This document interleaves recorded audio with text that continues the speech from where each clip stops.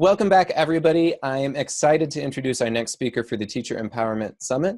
Her name is Dr. Sanee Bell. She is the principal of Morton Ranch Junior High in Katy, Texas. She's also served as an elementary principal, assistant principal, teacher, and a coach. And in 2015, she was recognized as the Katy ISD Elementary Principal of the Year. She's passionate about authentic, purposeful learning and for students and teachers, and she also has a strong passion for leadership and its impact on teacher engagement, student learning, and overall school culture, which is part of what makes her a perfect fit for the Teacher Empowerment Summit. She's also the co-author and co-editor of the Education Right series. You'll see links below, and she is currently in the production phase of her first book. So, with no further ado, I'd like to welcome Dr. Sanee Bell. Welcome to the Teacher Empowerment Summit. Thank you. I'm so happy to be here. Thanks for the invitation. Yeah, absolutely. So I want to just quick intro. Where are you calling in from today? I'm calling in from Houston, Texas. So, all right, that's right, close to Katy, Texas, right where your school is? Yes, Katy is a suburb of Houston. So, I actually live in a different suburb, but it's about 25 miles from downtown Houston, Texas. So yes, it's one of the fastest growing school districts in the state of Texas. Okay. And then the other common question is, what is the most recent school you've been in? I'm imagining it's your school. It is Morton Ranch Junior High School, home of the Mavericks, where we are excellent on purpose. Excellent on purpose. All right, which relates to today's topic as well, so we'll get right into that. Your number one idea that you think every educator, teacher, principal, everyone in the school system should know about, what is that idea for you? It is knowing how to engage in productive conflict so that you can build the best team possible. Having a high performance team can help you set up to overcome any challenges or obstacles.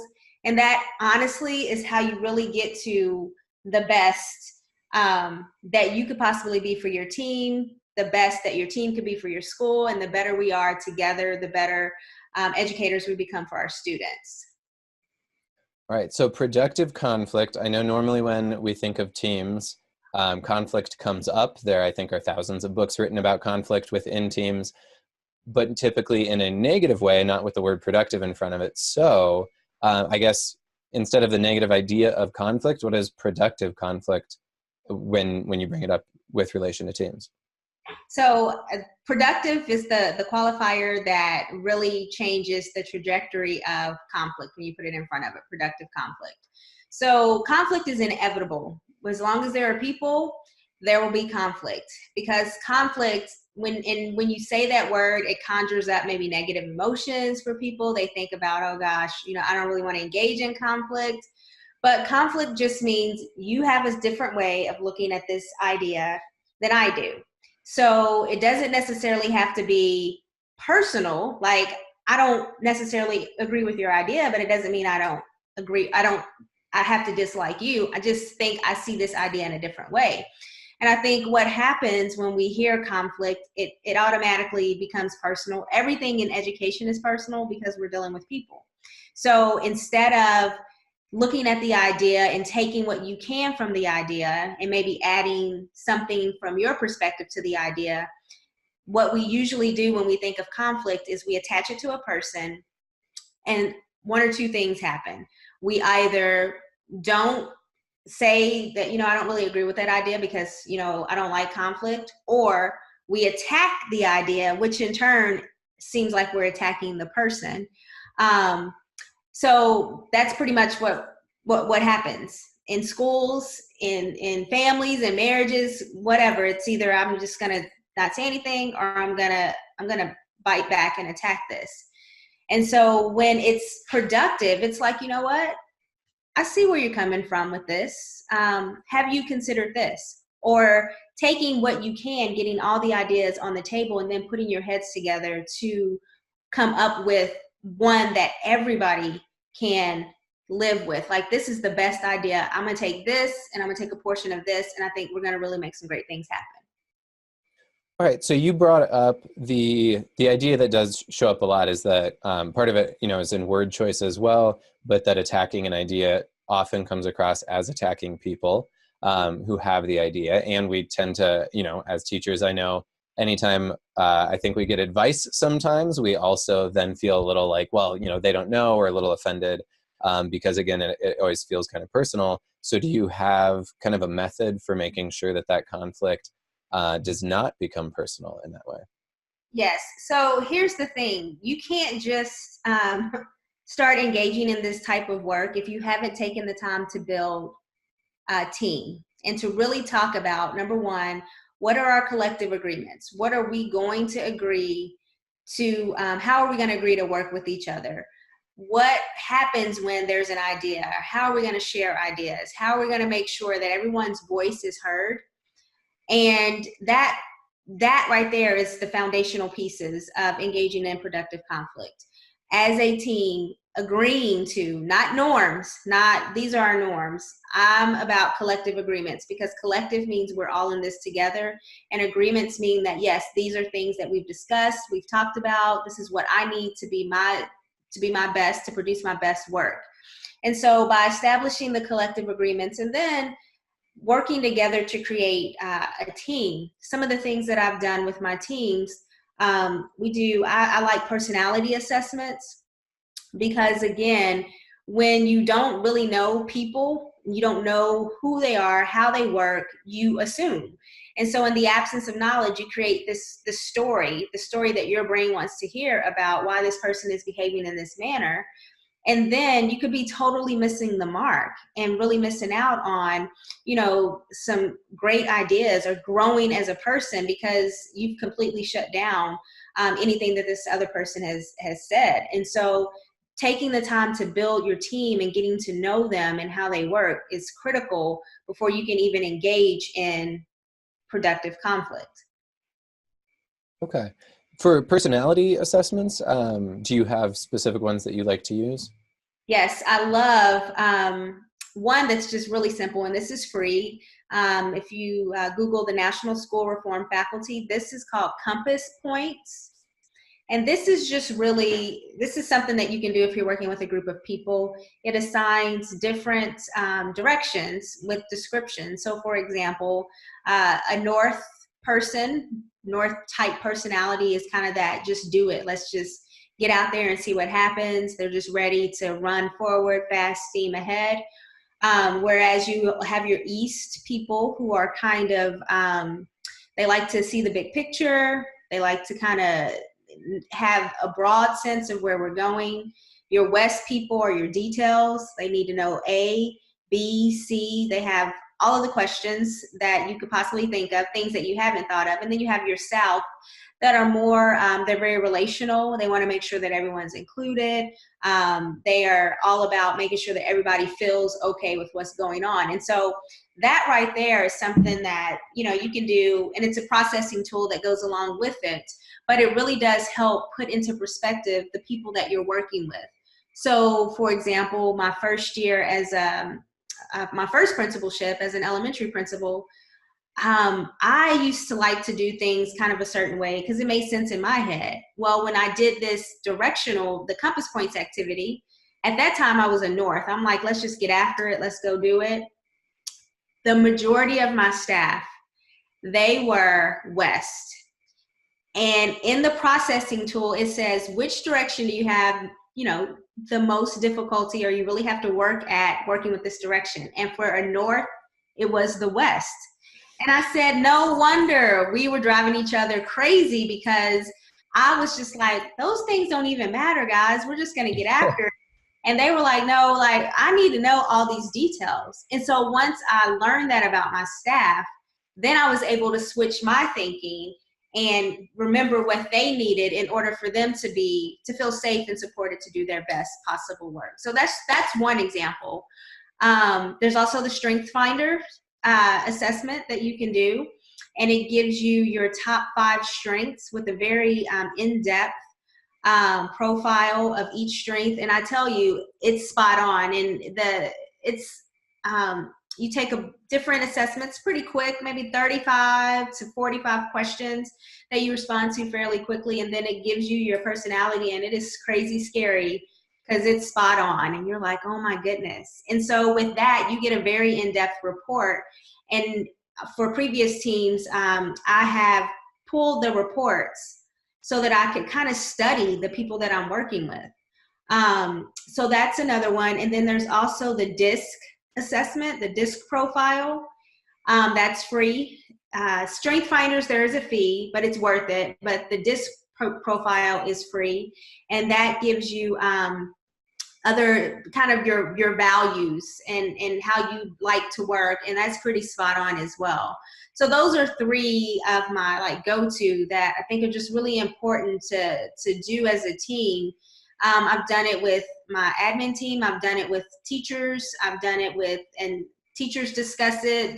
That's kind of how they talk when they're in their teams. It's like, okay, I know that your thought process is this, and it's not that once a person is pegged that they are automatically that. It just gives you a frame of reference so that you know when you see something, it's not, oh, I'm going to attack this person for their personality. It's, hey, they process this way, or they learn best this way, or maybe this was said, or this is a result because remember when we did that assessment. It just kind of gives everyone equal footing and grounding before the work is actually done. I've found too, depending on the size of staffs at different schools or just what group you're working with, as you get into using personality tests, even if you don't know somebody else's personality, the fact that you've been looking at multiple different types of ways of viewing the world kind of gives you just a little bit more pause before you jump to the conclusion that this person who, wants all, as you saw it, these unimportant details, and it turned out your entire staff, like that was what they were focused on. So it obviously just can create a little bit more awareness on that as well. One element that we look at Teachers Starting Fires a lot and in the summit is the idea of leadership. Obviously coming from a principal, we know principals have to be leading in order to direct a school, but within a classroom, there's really a lot of room for leadership instead of just like demanding or managing from teachers as well. Do you have a suggestion for maybe which of these might be the most effective if a teacher wanted to get to know a class better? I know the Strengths Finder probably just with a cost based for every student might not work well, but between, it looks like Compass Points or DISC Profile, do you have a suggestion there? The Compass Points is a great activity. And I've actually had some teachers use that with their students. In fact, I used that with a student group that I was working with, a principals roundtable group that I was working with, just student leaders.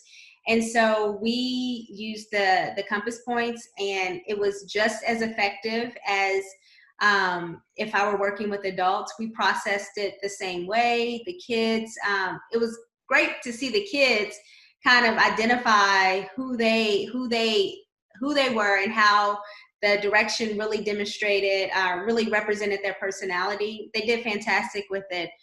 These were middle school kids. I could totally see you doing it with even upper elementary age kids. You just may have to change the wording a little bit, but the processing piece was really important too, because as I did this like at our intro meeting with the group, but as we began to work together, the students were able to identify like, okay, I know why this person who I thought was bossy, it's not really bossy. That's their leadership personality.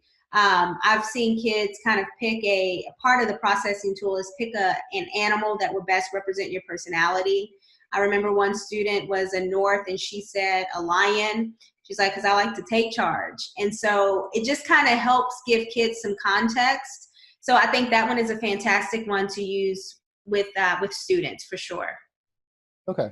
You've mentioned a couple steps here. So getting some of the collective agreements, and actually possibly we can go into a little more detail on those.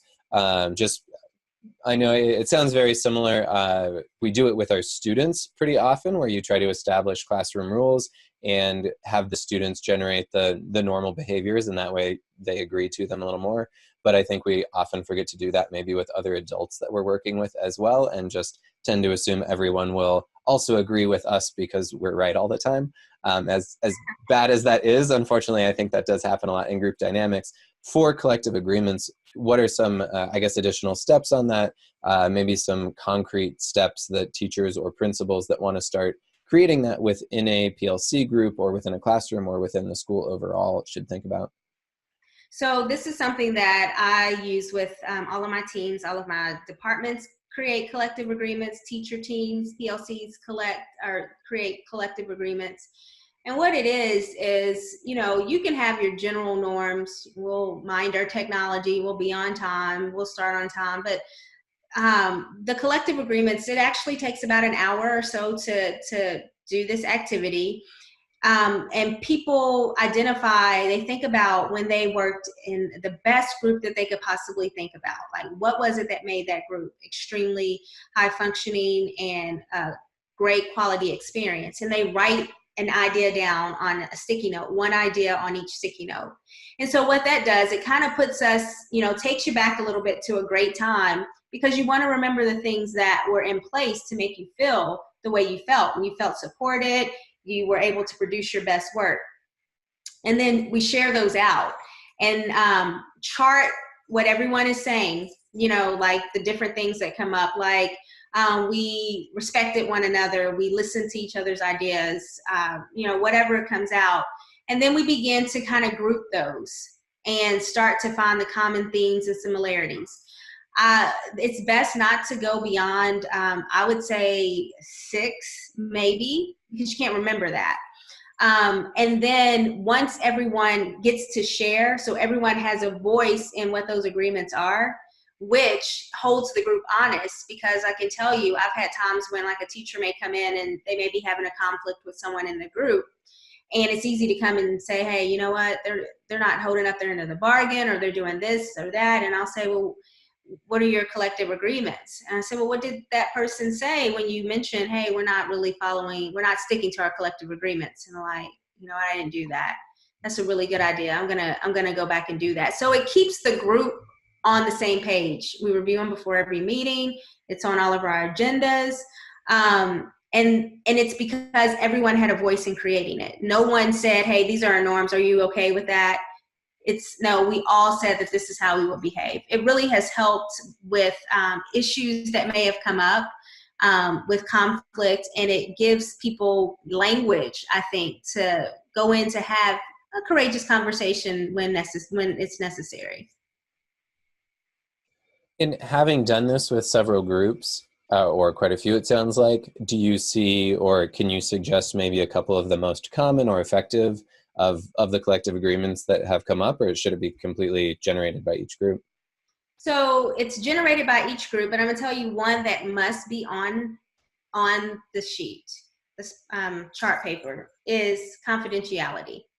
Because if I'm working, in order for me to feel safe, if I'm working within a group or a team and we're going to really put ourselves out there beyond the, this is my teammate, we're next door, but in order to really get to that ultimate performance as a team, you have to be vulnerable.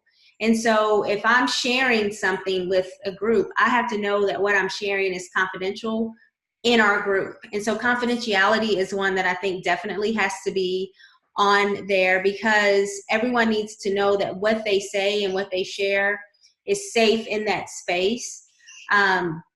If not, in the absence of trust, you can forget being a high performance team. If there's no trust there, it's not going to happen. And so that's huge. In order to really engage in quality work, you got to trust the people that you're around. But I can't say that outside of that one, you got to make sure this is on there. But what I will say, in the many times that I've done it, open communication is definitely there. And I think, what's one? Open communication is always definitely there. Okay. Confidentiality. I mean, and I'm, this is another protocol. I'm huge on protocols and structured conversation. So this is another one that you can find on the National School Reform Faculty website. If you Google collective agreements, that structured protocol will come up. Okay, structured protocol. Yes. So anytime I'm engaging in work with teams, we have structured protocols. We use them for just about everything. it gives everybody a voice. And I'm really big on everyone having a voice so that not one person is dominating the airtime. Yeah, one person dominating, or in a couple groups that I've worked with where you have professional facilitators, one thing I've always been impressed at is how often they remember to kind of elicit and provoke questions and interaction from the people who are naturally very quiet. I know instead of just maybe quieting down the one very loud person and hoping other people come up, is really making sure that each person does participate, even if they're naturally pretty non-interactive. So far, the collective agreements, including a few of the ones that you've just covered, as well as personality assessments, maybe getting to know your group very well. It sounds like there might be a few more steps in here to really get to, these two steps might not be enough to get everybody comfortable having open conflict in a group. Still feels a little uncomfortable. So how do we move forward a little further towards being able to openly express our different opinions and not be afraid that there's going to be kind of the negative conflict we're used to? So another thing I think is really important is expect the conflict and know that at some point it's going to come. You know, in the beginning of a school year, it's the most happiest time everywhere. Everyone's excited about being back into the school year. They're excited about their new teammates and everything is great. And then I say, probably October hits and you're like, ugh. Really? And so expect that the conflict is going to come. Have conversations about when the conflict comes, how are we going to address it? So you have to prepare for it. And I think it's important to talk about that when there isn't any conflict going on. And everyone needs to be in agreement with that. And so it's like, how are we going to engage in conflict when it happens? One thing that we do as a team, we do a lot of team kind of check-ins, team assessments. And there is another tool that I like to use when we assess where we are as a team, forming, norming, performing, storming, and performing. Are you familiar with that? Yeah, I've heard that framework, kind of for the brainstorming process especially, but yeah, Yes. kind of So, product development. and it talks about just kind of team development. So in the beginning of where a team is just kind of forming, everything's safe, everyone's pretty, on their best behavior.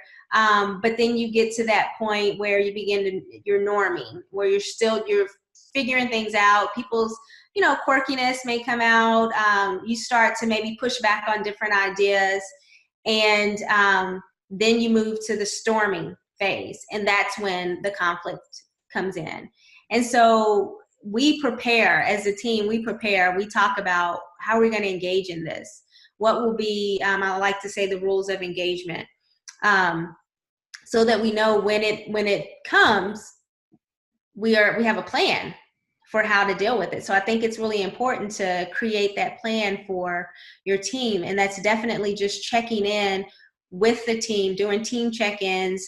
If you go back to that, if you have a collective agreement that deals with trust and honesty, if we're really talking about being honest with one another when we do our team check-ins, that's the time really to kind of share and collectively agree that, hey, if I have a problem, this is how I'm going to come to you and talk to you about this particular issue.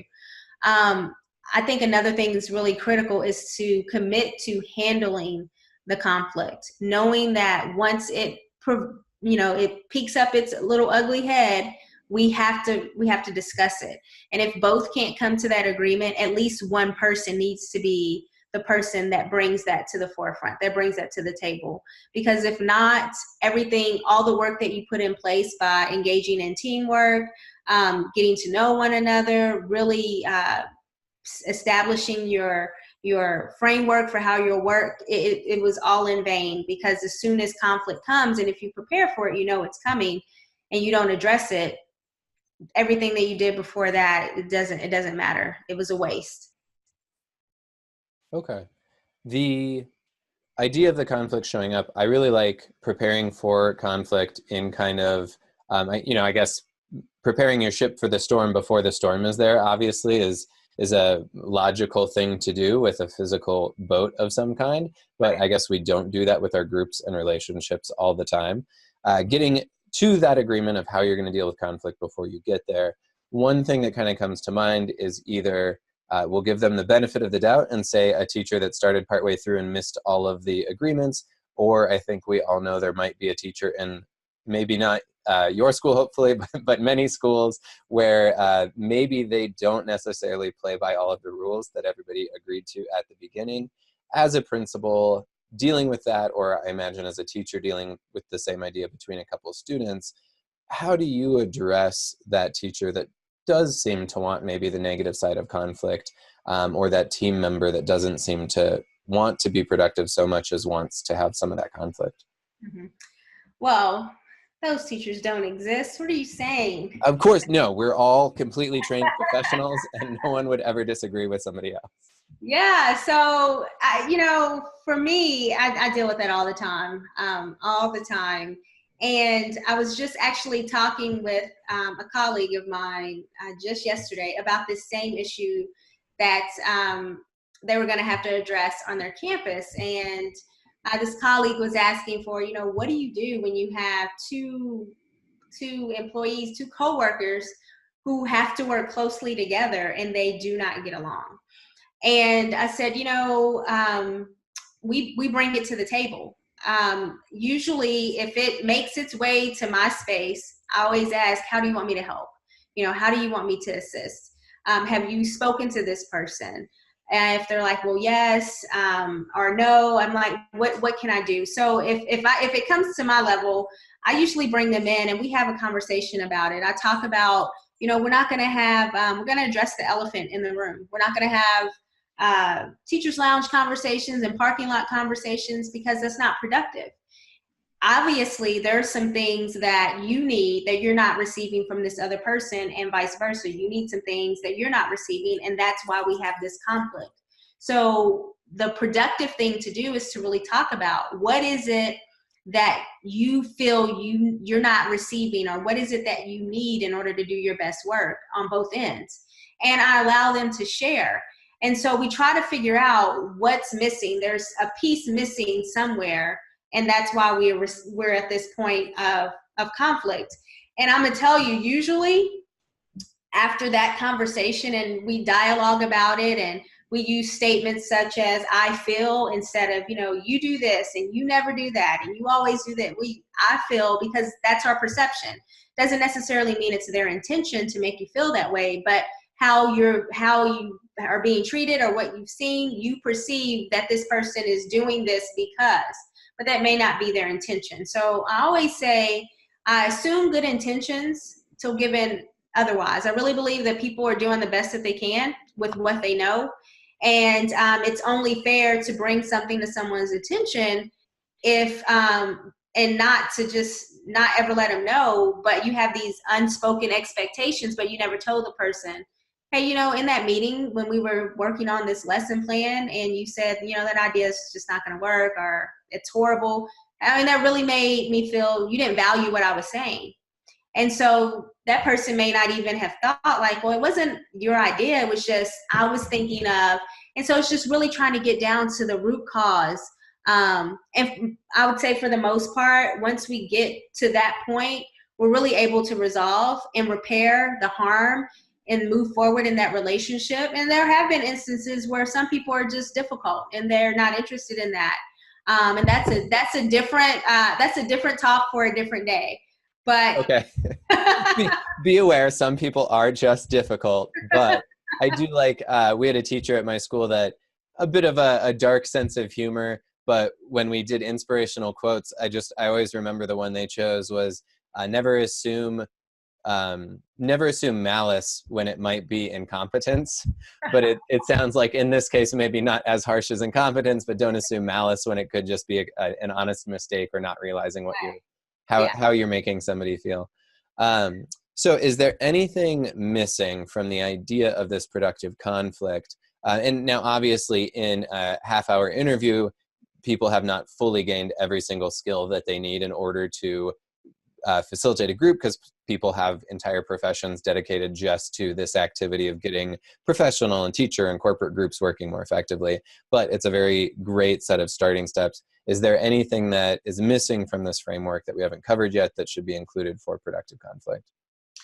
So one thing that I will say, and obviously we don't have time to really go into all of these steps, is as a professional, as an educator, you're going to work with a lot of different people. And so the number one thing is to make sure you know yourself, to be self-aware. So as you're doing those personality assessments, really dig in deep and get to know how you work best, know what your personality is, what rubs you the wrong way, identify your balconies. You know, when you're at your best, these are the things that you're going to see. For me, identify your basements. When you're, you know, not at your best, these are the ways that I lash out.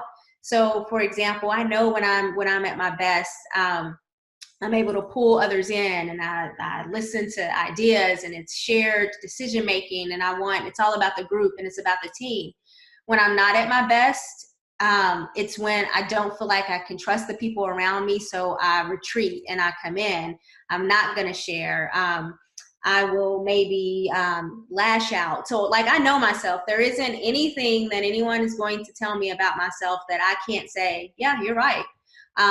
Even when I'm at my balcony and when I'm at my basement. So that's really important, because before you can really engage in a courageous conversation with someone else, you need to be able to talk to yourself and know when you need to get yourself together. And so when you are self-aware, then you're able to really, you're in a good space to be able to engage in productive conflict with someone else. So I think that's super critical.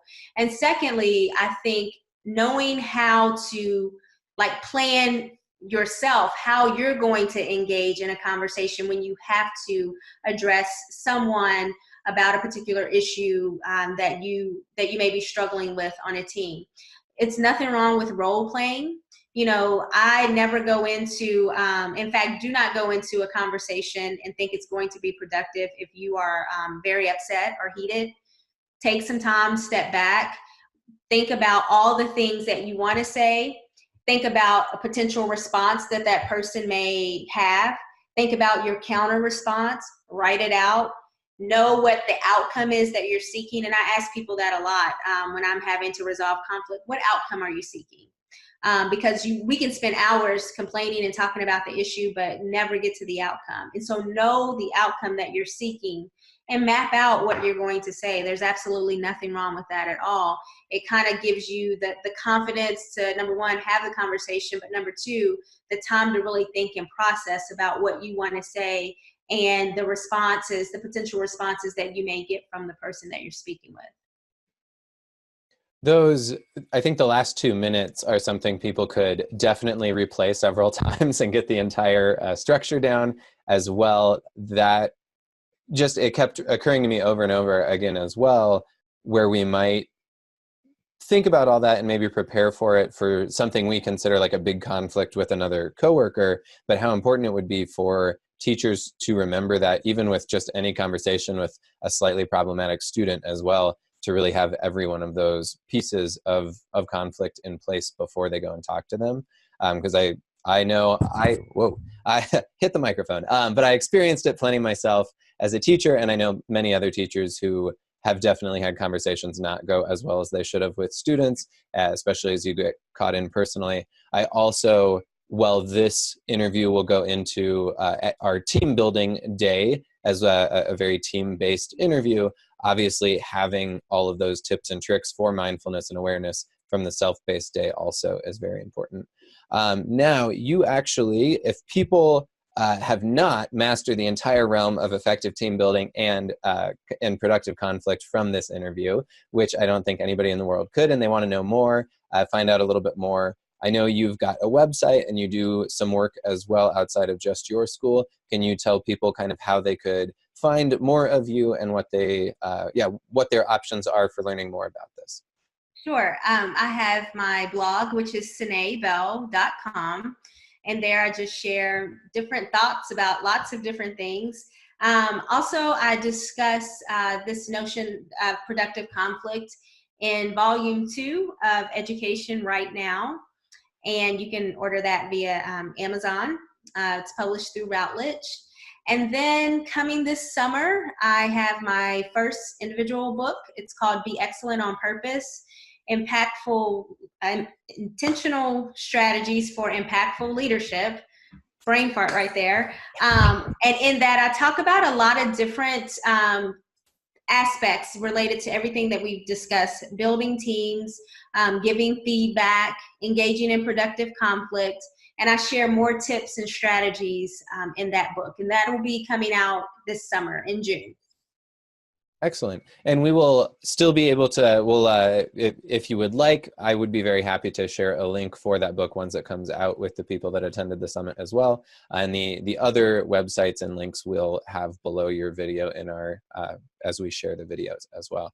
Now, you have also been kind enough to include for many of the speakers, yourself included, are including some type of digital bonus that will be part of the VIP All Access Pass. So if you've seen this interview and you think, wow, I did not get every single detailed note that I would like out of it, and I don't have time to watch this and all of the other interviews in one day, or you just want to be able to reference this interview throughout the rest of the year as well, you can do that by getting one of the VIP All Access Passes during the summit. They are $97, and for the day or two after, if you procrastinate, they will jump up another about $50. Procrastination has a cost at all times. So if you would like to have year-long access to this interview and all the others, as well as access to the Fast 15 Learning video that Sanee is going to be including as part of her membership area bonus as well. If you want to be able to see that and have access to that all year long, then get one of those VIP All Access Passes so that the summit does not only have to be a 3-day event for you, but is a long-term professional resource. If you haven't, there are buttons all over this page, as you have probably seen through this and other videos, but please grab one of those passes. So with our little infomercial out of the way, Sanee, do you have any closing thoughts that you would like to share with the now actually many hundreds of teachers and educators all over the country and world who are watching the Teacher Empowerment Summit? The only thing that I really want to say is that, number one, what you do as an educator is super critical to the lives of the students that you impact each day, and to the lives of the people that you're working with. And so in order to really be excellent, this is my personal motto: be excellent on purpose. It means that you're intentional with how you engage with others, intentional with how you learn and grow. And that's the difference between what it means to be good versus what it means to be excellent, the intentionality and being purposeful with your time. So the fact that you're watching this and that you're seeking to learn and grow lets me know that you're really serious about your growth as a professional, and that I have no doubt that through your learning, you'll be able to lead and engage in productive conflicts. And because of that, we'll be able to really get the best ideas out on the table to solve some of our most pressing issues in education. Excellent. Thank you so much. It was wonderful to be able to interview you and have you as part of our summit. And with that, have a great rest of the evening, and goodbye, everybody. Thank you.